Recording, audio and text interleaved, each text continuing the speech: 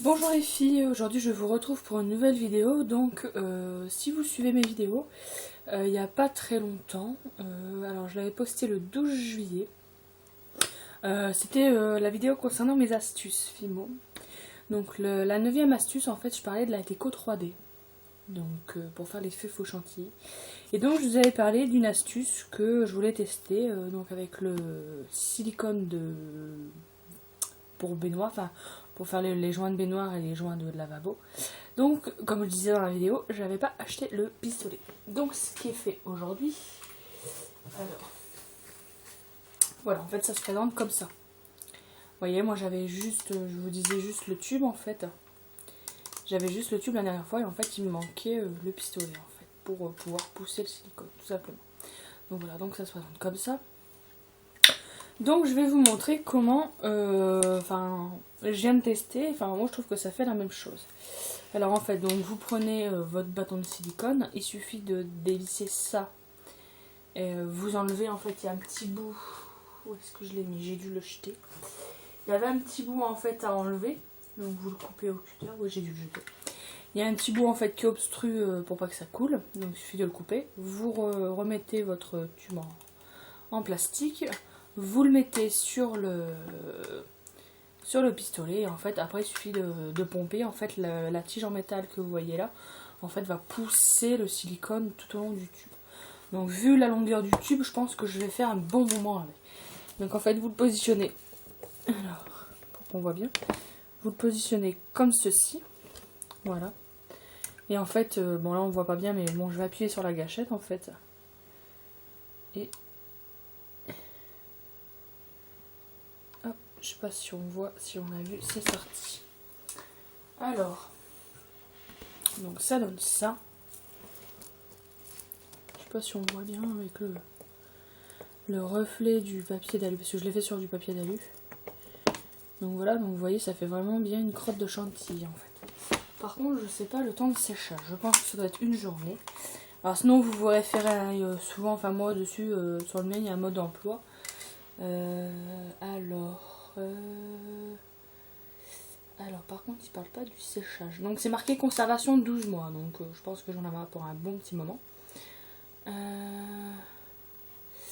Alors, après application, dans les 5 minutes avec un doigt mouillé, enfin ça c'est pour faire le joint.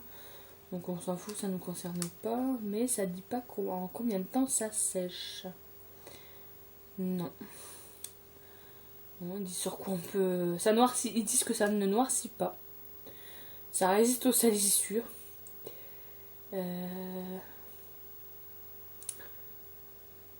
faut le conserver dans un endroit sec. Mais ils disent pas au bout de combien de temps.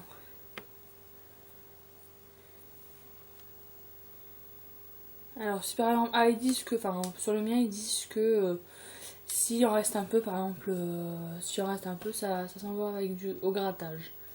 Mais ils disent pas combien de temps ça met à sécher. Alors ensuite vous voyez ça fait comme ça.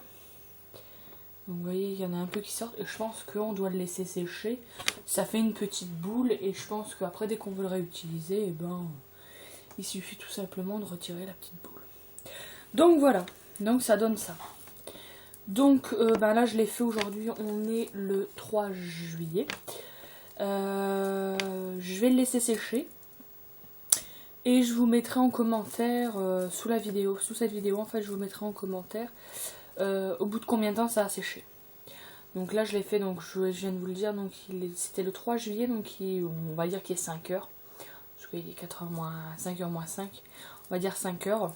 Et comme ça je regarderai demain à la même heure pour savoir si c'est sec ou pas. Et je vous dirai au bout de combien de temps ça sèche. Bon, je pense que plus la crotte de chantilly va être grosse, plus ça met longtemps à sécher forcément, et plus la crotte est petite et plus ça met moins longtemps forcément. Donc voilà, donc je suis très contente du rendu. Pas très cher parce que je vous dis, le truc de silicone, je crois que je l'ai acheté chez Auchan. Marque premier prix. J'ai dû payer 1€ et quelque chose, enfin pas vraiment 2€. Et en fait le pistolet, en métal, pardon, j'ai du mal à trouver mes mots.